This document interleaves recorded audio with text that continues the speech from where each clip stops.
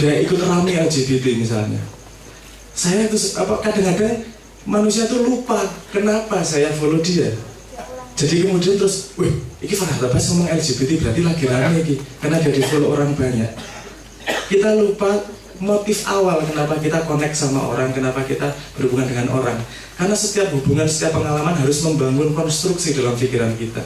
Bukan konstruksi yang paten, ini harus dengan fakta terus harus berubah, tapi harus ada konstruksinya. Kalau tidak, seperti yang itu yang dibilang Pak Mus itu tadi, pagi konangan ini, sore lali. Karena kita tidak punya snapshot konstruksi terhadap informasi yang masuk kepada diri kita. Tren terjadi karena banyak yang mendukung ide itu. Saya kemarin dikasih juga baru ngomong seperti itu. Sebuah ilusi, sebuah tren itu akan besar ketika banyak yang mendukungnya, ketika banyak yang percaya, ketika banyak yang membahasnya. Oke. Misalnya duit itu dari kertas. Aslinya kertas ini berharganya sepiro tuh? 100.000 sama 10.000 kan sama. Aslinya, secara fisiknya, intrinsiknya. Tapi kita semua setuju dengan gagasan bahwa kalau gambarnya segini, nilainya lebih besar dari yang harganya segini. Kalau semua orang percaya sak donya, itu jadi sesuatu yang real. Jadi kalau kita memang tidak setuju pada sebuah tren, gampang kok. Jangan ikut membesarkan tren itu, jangan ikut percaya dengan itu. Ada sebuah cerita di Huffington Post namanya. Kalau itu salah satu di dunia internet terkenal itu Huffington Post. Ada yang namanya troll. Anda pernah dengar nggak namanya troll? Troll di sini komen miswi, komen ngisruh forum, komen dan seterusnya. Dia sekitar 2 tahun menyewa ahli programmer bagaimana caranya untuk ngeblok biar nggak ada troll. Setengah mati dia nyari, akhirnya sampai pada kesimpulan ini nggak bisa dihilangin. Ini yang handle harus manusia ini. Kalau ada troll sederhana, nggak usah direspon, nggak usah ikut membahas itu karena nanti dia tambah banyak, tambah ramai. Makanya di dunia internet keluar istilah don't feed the troll. Ojo dipakani, gue yang senengane ngisel. Kalau dia senengane ngisel memang bikin ramai, rasa ditanggapi, dia mati-mati sendiri. Karena memang yang dia butuhkan adalah atensi. Nah, kalau misalnya sikap saya pada LGBT, aku sama sekali di Twitter di mana-mana nggak pernah sekalipun ikut bahas LGBT. Saya melihatnya itu seperti aku baru diceritain kemarin di Sulawesi, di salah satu daerah Sulawesi itu jenis kelamin yang diakui itu ada 5 ya. Apa tuh? Ono toh 5 orang yang homo lesbi, ono homo goles, ono mobil apa dan seterusnya ada 5. Dan itu diterima masyarakat dengan nggak masalah karena mereka tahu letaknya masing-masing. Jadi ini LGBT bukan barang baru di Indonesia. Sudah Anda tahu ceritanya Warok dengan Gemblak dan seterusnya kan sudah terjadi sejak lama juga. Kenapa sekarang rame? Pasti ada sesuatu di belakangnya, pasti ada cerita di belakangnya dan seterusnya. Nah, jangan punya asumsi bahwa dunia dan internet itu bisa dipercaya. Juga jangan punya asumsi bahwa dia 100% tidak bisa dipercaya. Informasi harus kita kumpulkan dan kita saring. Nanti yang terlihat sebelum informasinya benar atau salah, nanti akan terlihat skemanya konsisten atau tidak. Kalau kita bisa melihat skema pergerakannya konsisten atau tidak, akan kelihatan yang munafik dan tidak. Kita akan bisa menyaring informasi mana yang benar atau tidak. Nah, menurut saya, makyah fungsinya di sini adalah membangkitkan kedaulatan manusianya. Itu sepertinya ngomong awang-awang, ngomong langit. Tapi ketika manusia daulat dengan dirinya, dia tidak gampang diseret sana-sini, tidak gampang disetir jalan berpikirnya, kita akan menjadi manusia-manusia yang benar-benar bisa membangun dengan jalan pikiran kita, bukan disetir dan hanya dimanfaatkan oleh kekuatan yang lebih besar. Dan menurut saya itu memang dimulai dari manusianya, dimulai dengan kemauan kesadaran dirinya. Dan menurut saya Makya adalah tempat yang luar biasa untuk memulai itu.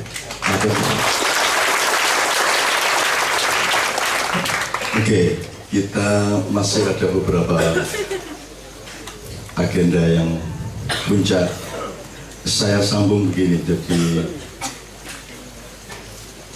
mohon maaf. Jadi Sabrang sudah mengemukakan betapa lemahnya mekanisme yang dipimpin oleh mesin otak itu di dalam mengelola informasi dalam konteks apapun, dalam skala yang seluas atau sesempit apapun. Maka kalau kita ngomong tren, ngomong laten, ya, apakah itu rahasia, terus spiritual segala macam, itu kan di situ bukti-bukti bahwa sesungguhnya manusia tidak sanggup.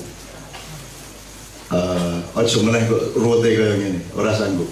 Maka saya merasa bersyukur kepada Allah, saya pribadi ya. Saya itu belajar kepada Rasulullah yang memilih untuk memilih dan ditakdirkannya. Jadi kalau soal kaya miskin, Rasulullah memilih abdan nabiyya. Jadi Rasulullah ditakoni Gusti Allah, kowe gelem ora dadi nabi sing sugih ratu. Wis sakjane gunung mas tapi turute, minyak sak akeh. Mulkan nabiyya namanya. Mulkan nabiyya itu raja yang nabi. Rasulullah menjawab, mboten kula anu mawon abdan nabiyya mawon. Saya menjadi nabi yang rakyat jelata. Nah, rakyat jelata di sini jangan hanya diartikan pada struktur sosial atau pada keberadaan kaya miskin. Sebenarnya itu keawaman dan kebersahajaan. Maka itu paralel dengan gelar yang lain dan hakikat yang lain, eksistensi yang lain dari Rasulullah, dari Allah, yaitu An-Nabi Al-Umi. Jadi Nabi yang umi, yang awam, bahkan disebut buta huruf. Nah, saya merasa beruntung karena saya tidak pernah ikut tren apapun selama hidup saya. Saya sebelum sekolah saya sudah tidak ikut pekerjaan orang yang sekolah. Ning tak intip-intip dari balik pintu itu apa to sing diurut ki ngono to. Dan saya belajar ngaji juga tidak diajari siapa-siapa, saya cuma di belakang, di samping gudaan itu semacam ruang kecil di samping musola. Dari situ saya nguping orang ngaji, terus saya belajar sendiri. Dan saya tidak pernah baca buku, saya tidak ikut tren apapun, dan saya tidak pernah percaya kepada kebudayaan, ideologi dan apapun yang ditrenkan atau diladenkan itu. Alhamdulillah. Jadi Pak Nevi hafal puisi saya mengenai orang-orang maju ke belakang, orang-orang mundur ke depan dan seterusnya, itu tahun 70-an, tahun berapa? Tahun 70. Artinya saya tidak percaya kepada pembangunan, saya tidak percaya kepada development, dan saya tahu rahasia di balik itu semua, saya tahu rekayasa di balik itu semua. Artinya gini, saya tidak menganjurkan Anda untuk seperti saya cuma mengatakan Anda boleh menyerap informasi apapun, Anda buka internet semau-mau Anda, tapi jangan ditelan. Anda harus punya harus punya yang saya bilang mengatakan, jangan dianggap jangan percaya 100%, tapi juga jangan tidak percaya 100%. Jadi ketika Anda jadikan bagian dari diri Anda, dia sudah harus orisinal. Jadi bukan tempelan. Kan selama ini kan peristiwanya tempelan. Gue krungu apa langsung kok gawe. Krungu apa kok gawe. Kok percaya. Nah, Anda kalau baca buku saya, hampir 70 buku saya, dan itu tidak ada kutipan apapun, tidak ada wacana preferensi atau referensi kepustakaan apapun, tidak ada. Pokoknya sing metu saka atiku, sing metu saka utekku, langsung. Sampai hari ini saya masih menulis, ya, dan itu langsung dari apa yang orisinal pada diri saya. Mungkin banyak salahnya juga, tapi minimum dia bukan bagian dari rekayasa dan rahasia-rahasia laten tadi itu. Nah, bagaimana orang bisa seperti itu? Maka andalan Anda hidayah. Andalan utama itu hidayah. Andalan utama itu adalah perkenan Allah. Makanya saya selalu spekulasi ngawur mengatakan, sudahlah, kamu itu hanya punya otak, tapi kamu tidak punya akal. Yang punya akal itu Allah. Dan ketika otakmu dikasih gelombang akalnya Allah ini di ubun-ubunmu, makanya ubun-ubunmu sejak kecil dibikin lunak dan dilindungi oleh ibumu, maka dia akan sepanjang hidup dia berpendar-pendar. Hidayahnya Allah itu sepenuhnya berpendar di atas kepala Anda. Dan Anda percaya itu, dan Anda akan dirasuki terus. Jadi nek aku mikir X, wah iki ya iki aku njur tak leboki utek njur aku turu terus ono jawabane. Jadi saya tidak ikut kerja, saya tidak ikut mikir.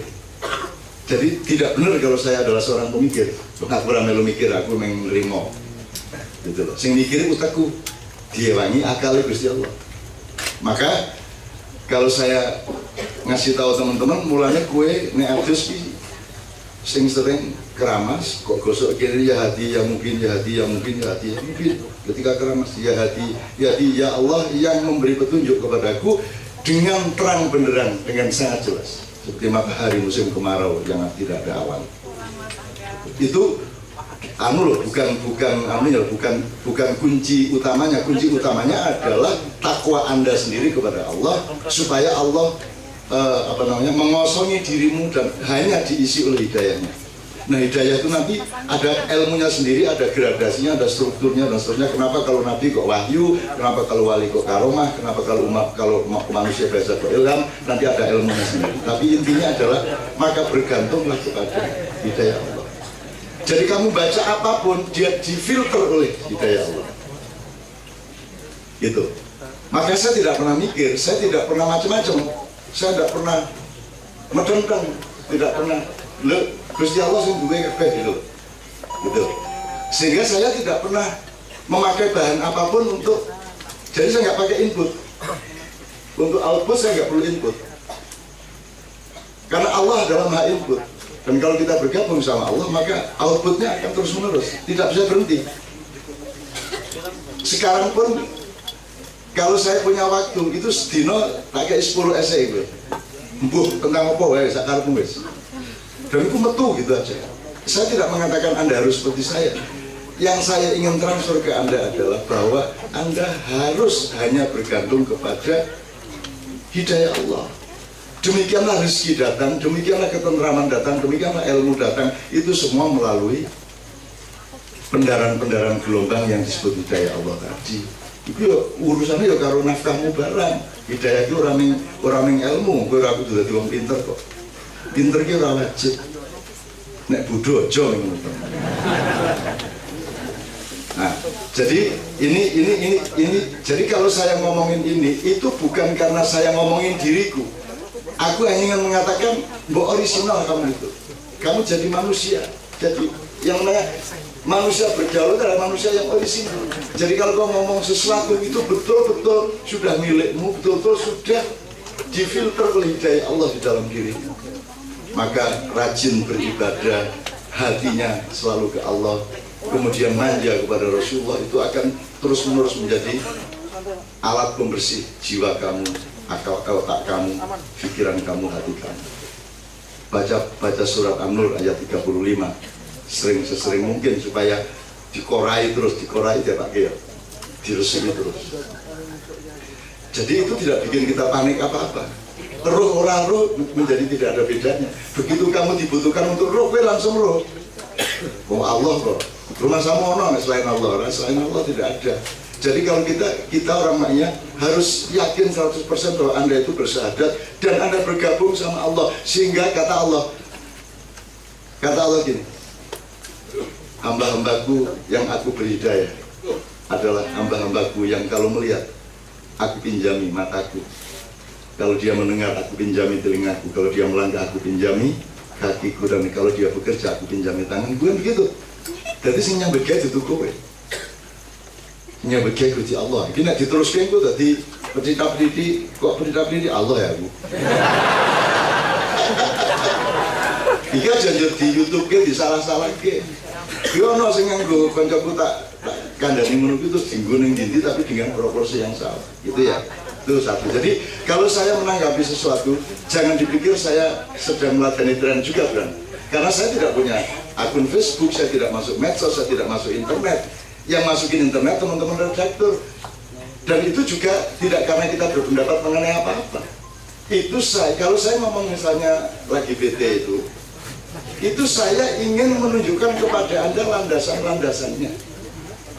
Bukan saya ngomongin trennya. Ini kok dorang ngerti proporsinya loh. Kok dorang ngerti proporsinya. Kok sing nanggapi maupun sing anti maupun sing pro iki kok orang mendasar kabeh. tidak ngerti proporsi, ini orang ngerti bedanya eksistensi dan perilaku misalnya. Yang dipersoalkan perilakunya, eksistensinya apa-apa. Makanya saya di caknun.com saya menulis mengenai 3 contoh Yusumi sama Mas Bardi sama Guru. Anda baca mungkin masih belum keluar yang dia, tapi saya sudah menuliskan itu. Saya tidak menanggapi LGBT, saya cuma menunjukkan contoh-contoh lain bahwa orang itu namanya khunta yang mukhonas tadi itu, dan Allah itu memberi potensi femininitas pada setiap manusia, juga memberi potensi maskulinitas pada setiap manusia. Mungkin yang disebut melambai adalah potensinya belum seimbang, maka harus diseimbangkan, bukan dilampiaskan.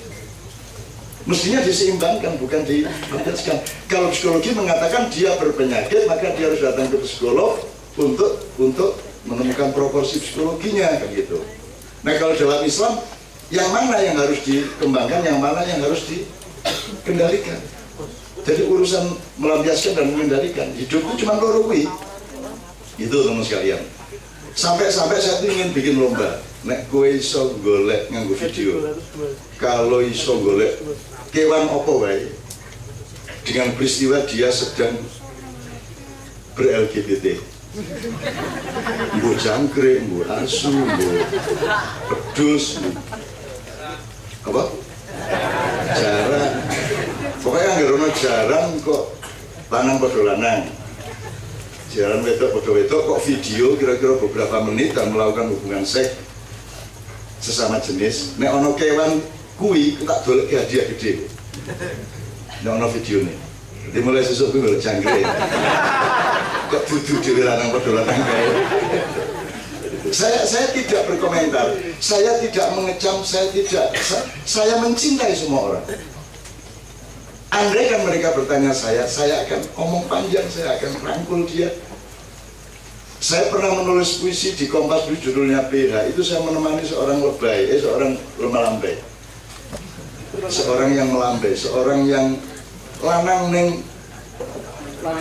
kenayu wedok, dan dia betul-betul melambai. Dan dia sangat tertarik sama laki-laki, dan saya temani dengan vivere koloso, dengan merembet bahaya. Dan saya sempat kecolongan sekali waktu aku diinjen. Tapi apa karena dia nginjen lantas saya membenci dia? Saya harus mengusahakan satu silaturahmi untuk supaya satu menjunjung dia sebagai manusia, nomor 2 siapa tahu Allah mengizinkan apa namanya penyeimbangan pada diri dia, dan akhirnya dia kawin, Mas. Akhirnya dia kawin. Dan sampai sekarang saya tidak disentuh oleh dia. Artinya berjuang itu gitu, rajin aku bareng karo melambai berarti aku homo, ya jangan kuwi toh. Aku ya tahu kuwi dijak seniman besar di Jakarta ke diskotik jam 09.00 bengi nganti jam 3 esuk.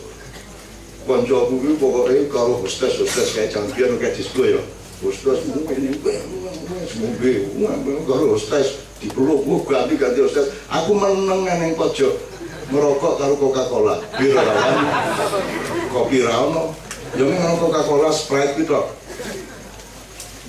Lah nek bir iki ora soal halal haram, mungkin juga iya, tapi kan saya dilindungi Allah tidak sampai soal halal haram, soal rawenak. Orang tertarik gitu loh.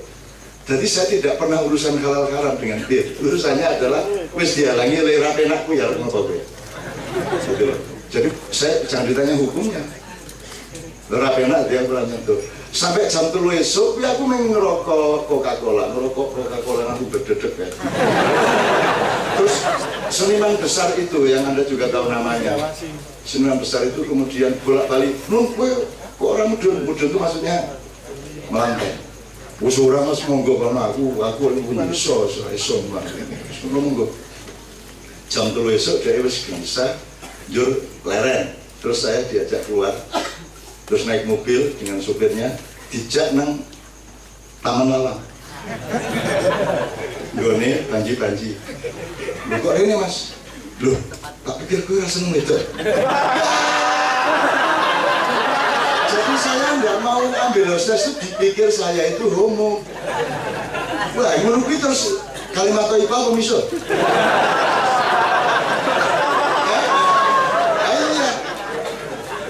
Ya mungkin saya kurang alim sehingga spontan saya bukan astagfirullah orang lu asui. Lalu gimana mas? Karena agak lumayan itu tujuannya ke saya. Jadi selama 7 jam tadi itu dia mikir, oh jebola ini homo. Akhirnya dia murah hati pindah dari diskotik ke tempat homo. Coba biar gue. Wah manggil dengan aku. Bali saya bali. Ratai tayang balik. Masukkan aku mas. Ya Allah. Kini bermurah hati ngenteni wong maksiat aku menang bae. Malah dituduh homo. Ono lho ngene mas. Dan saya sering nyerempet-nyerempet bahaya seperti itu, tapi jangan gampang nuduh, jangan gampang menyimpulkan, jangan gampang bahwa kalau orang berjalan di dekat doli lantas dia pasti melacur akibatnya, enggak dong. Dan kalau orang melacur terus kemudian pas itu akibat sebabnya berarti dia memang orang yang jahat, enggak juga, nanti dulu. Ojo gampang-gampang menyimpulkan. Maka saya mengandalkan apa yang Allah kasih ke saya. Nah iso kue sinau ngono kuwi. Jadi setiap keputusanmu itu orang berdasarkan informasi horizontal, meskipun kamu serap informasi horizontal, tapi tetap online vertikalmu itu laten, ini ya kira-kira ya, laten cedak berjiwe. Oke, laten itu lah wongnya sabar, iso itu laten, gitu. Wis ora plesetan. Sing ali plesetan di. Mbak gue senengannya beli setan. Kamu itu seneng saya pengajiannya soalnya banyak beli setan. Kalau dia beli setan ada abi canggung pura. Setan beli setan selawat Nabi selawat ya. Oke, itu satu teman-teman sekalian. Jadi sekali lagi saya tidak menanggapi apapun. Pemerintah apa saja saya tidak menanggapi. Dalam arti saya itu tidak mau berbuat sesuatu tidak pada tempatnya dan tidak pada kebutuhannya. Masalah cilik artis pegakan. Terus jubro karo wartawan. Ada saat-saat begitu dulu. Cak, ini gimana nih Mbak ini kok gini. Gimana menurut pendapat Cak Nun? Lah sing pegatan rata kon aku kok iya tapi yang yang bersangkutan tuh enggak tanya saya dan enggak ingat saya. Kok aku moro-moro kok komen ngerasani gitu. Yo ora yo monggo aku ora ngerti. Nek yang bersangkutan tanya saya, pasti enggak bilang Anda toh. Pasti nanti ke rumah saya, terus kita diam-diam bicara mengenai masalah dia. Jadi kalau mau menyelesaikan persoalan, bukan mengumumkan bahwa Anda sedang menyelesaikan persoalan. Kan begitu. Itulah sebabnya saya tidak dicatat di reformasi, di banyak kasus-kasus yang nanti akan kita bukukan. Banyak kasus yang Anda tidak tahu. Karena saya tidak pernah mengumumkan. Karena saya itu orang wani ngelamar, orang wani njaluk, orang wani proposal, orang wani apa mereka kok ngejak wartawan ngebel bandara. Nikah mobil di jalan tol nggawa wartawan. Kok ono lho wartawan iki blusukan tekan bandara di tempat kamar mandi di mana seorang menteri ngepel. Tapi wartawan itu kok iso tekan bunuh ki piye? Nek ora dijak karo menteri. Nah, aku ngejak menteri ki ngejak wartawan ki ora panik. Wong saya kalau di bandara ada wartawan aku mesti minggir, melayu aku, wedi aku. Sopo menteri aku terkenal. Sopo-sopo. Dan saya kira teman-teman wartawan tahu bahwa saya tidak ada gunanya wawancara saya. Tidak ada gunanya. Wis ora ono gunane wis kowe ora ono gunane. Jadi wong yo engko peru-peru. Terus begitu tanya, Cak, jadi politik Indonesia sekarang ini anu ya. Curang ya, Cak. Jahat ya. Aku ngerti, gue pengen aku jawab, ya bener tak? Jadi gue harus nyilih cangkem gue tak? Sisuke nak ngomong ya, sisuke MH.2 politik Indonesia jahat, bener tak? Nah coba menurut gue ya, orang apa ya boleh panah. Tidak ada masalah, cuman saya tidak bisa dijebak. Saya tidak bisa dijebak, tidak pernah dijebak dan tidak bisa dijebak. Upama saya pejabat ditanya wartawan tak lakoni balik. Malah aku sih wawancara deh. bagaimana? Aku yang begini, pertanyaanmu ini dasarnya apa? Ya berarti alam pikiranmu gini nih. Dia mesti wacana buku ini. Jadi dulu kamu kuliah di mana? Kamu mesti ngomong caranya. Utawa pura-pura tidak mendengar pertanyaannya, kau ngomong liane. Cak bagaimana ini setelah perdagangan lembu? Ya tergantung lah, nek mesinnya apik ya. Itu orang hubungan itu, ya orang apa kamu lebih. Itu ya teman sekalian, oke. Ini sekedar merespon dan Anda tahu ya, yang disebut cobaan saya itu yang menunggu itu. Sejak ini cobaan gitu, jadi dia selalu memberi saya perspektif baru, memberi saya view-view yang baru. Dan saya senang punya anak-anak yang tidak terduga seperti itu. Dan sampai saya sendiri tidak bisa menduga, bisa berangkat itu saja. Adimu yang paling cilik ini ceramah. Kalau ceramah sing metu adus, cilik ya, adus, mudo karo kalungan apa? Anduk ngomong nang ibu, karo joget ngene gitu, mudo kayak kalungan. Bu, pakaian itu tidak hanya untuk badan, pakaian itu jasmani rohani. Oh iya, dari contohnya kelamin bu, kelamin itu rohani bukan jasmani. Kamu tahu bu? Beda nih kelamin yang rohani. Ya?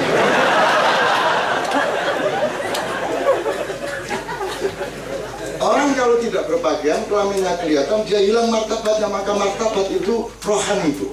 Menunggu, terus nyanyi. Tidak ada yang nyata di dunia. Dan cantiknya ibu adalah senyata-nyatanya kenyataan. Iki sabrang ngelu aku iki ora meneh kira.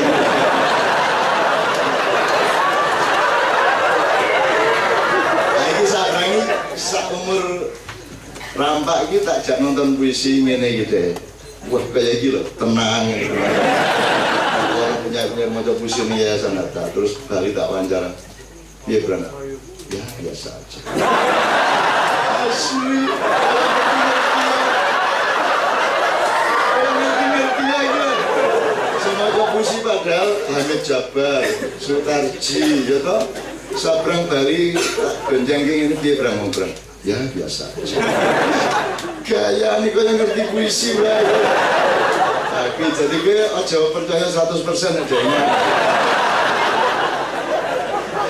Oke, Pak Yai nanti saya mohon untuk nanti ini masih ada 3 adegan masih dari Pak Panjenengan saya mohon untuk juga merefleksi kecil menanti puisi dan puncaknya nanti Pak Muzamil. Tapi saya mohon Mas Kunchoro maju sebentar di sini Mas Kunchoro. Mas Kunchoro. Saya tidak akan tanya kepada Mas Kunchoro di mana letaknya dalam sepak bola Indonesia. Saya cuma mengatakan apa yang menurut Mas Kunchoro yang paling harus diketahui oleh teman-teman maknya dari sepak bola Indonesia di luar bahwa PSSI masih dibekukan dan Presiden sangat benci kepada Ketua PSSI sekarang gara-gara Ketua PSSI yang sekarang itu dulu memilih Prabowo sehingga PSSI beku sampai sekarang. Tapi menurut Mas Kunchoro apa yang paling perlu diketahui oleh khalayak terutama teman-teman ini? Monggo Kunchoro. Manut. Assalamualaikum warahmatullahi wabarakatuh. Tentang sepak bola ini, olahraga sejuta umat jelas ya. Sepak bola itu olahraga sejuta umat. Sejuta umat. Nah, orang setuju ya terserah. Cuman masalahnya apapun bentuknya di negara manapun sepak bola adalah masuk kategori olahraga permainan. Ya, di dalam permainan ya semuanya bisa dimainkan, kira-kira begitu.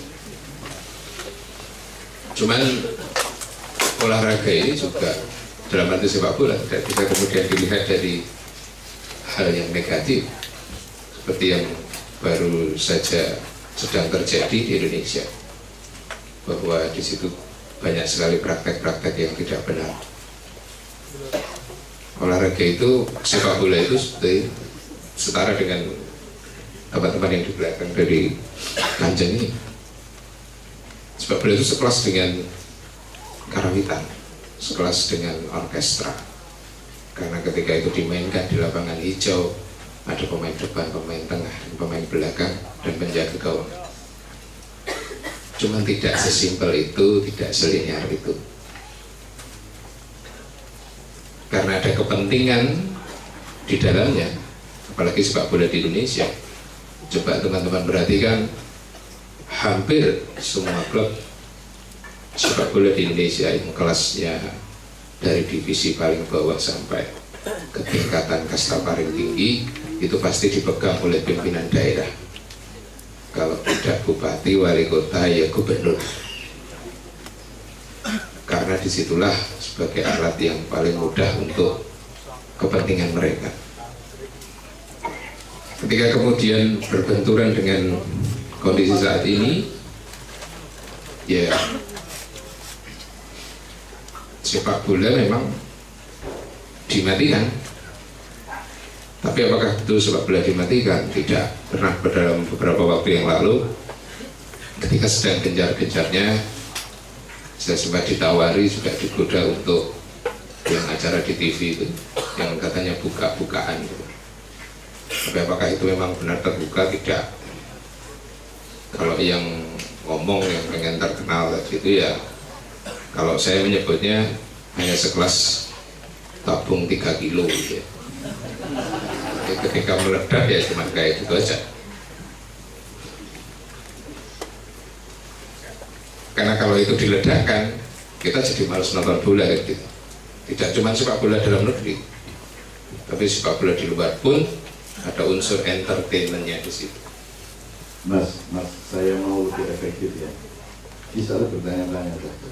Aku pertanyaan ini nggak usah politik sepak bola, nggak usah presiden sama kenalan, nggak usah bahannya, nggak usah segala macam.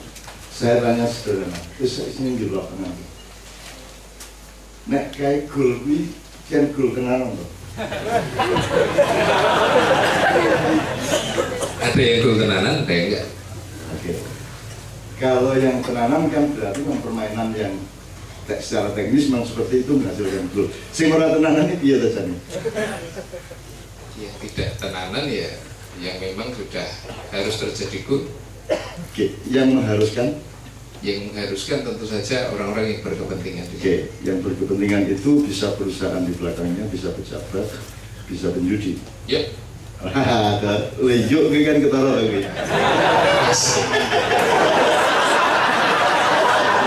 Oke. Penjudi itu lokal apa regional nasional apa regional internasional? Nek regional nasional itu kan provinsi. Tapi kalau regional internasional itu kayak ASEAN. Misalnya mungkin lebih dari ASEAN. Upamanya Makau misalnya loh Mas.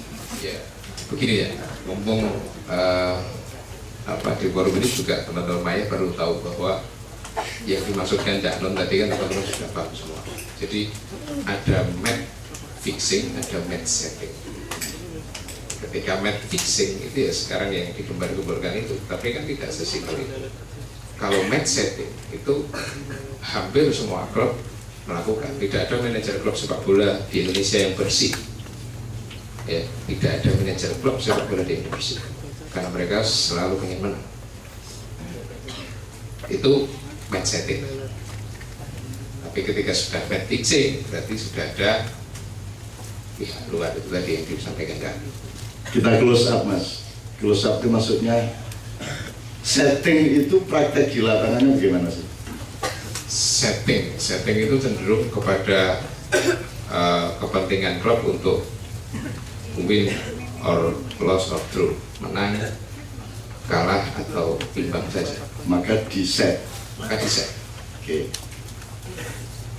Siapa pelaku setting ini di lapangan? Nah orang tak kendaki dulu. Di Indonesia tidak lebih dari 5 orang. Per match atau per kesebelasan? Oh enggak, di seluruh. Oh, maksudnya yang yang sutradara settingnya tadi? Oh iya. Oke, 5 orang. Oke. Saya nggak perlu Jogja berapa, Jakarta berapa, Bali berapa, nggak usah ya. Ya saya. Toh sudah saya sebut kotanya.